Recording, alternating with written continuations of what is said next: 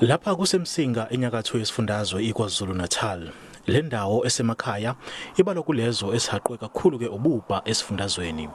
Izimpi ezaba khona lapha ngaphambi kokuba ke kubuse uhulumeni wentando yabantu zadlula nempilo yabantu abaningi. Abanye besifazane basala bebodwa bekufanele ke bekhulise izingane zabo. Uleli Mntungwa oneminyaka engama-47 waye kumsebenzi wakhe ukusungula leli bhizinisi lokuthunga ngo-2013. Wasebenzisa ke imali yakhe ukufundisa abesifazane ukuthunga ngemshini. Manje leli bhizinisi lakhe seliqashe abesifazane abangama-250. Uma ukuthi uthuthukisa umnotho womphakathi noma wendawo yaseMsinga kufanele kuthathe bona abantu baseMsinga ubanike amakhono.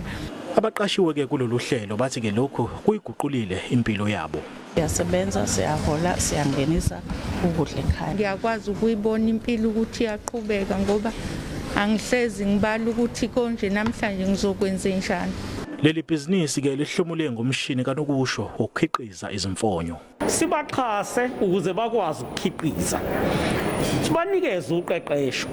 Okwesibili siqinisekise ukuthi siwuhulumeni siyathenga nakubona ukuze bakwazi ukuthi babe sustainable. Umsunguli waleli bhizinisi uthi inhloso yakhe ke manje ukuqasha abesifazane abayizinkulungwane ezintathu abahlala kulomphakathi ngenguSimphiwe amakhanya wezindaba zeSABC iseMsinga.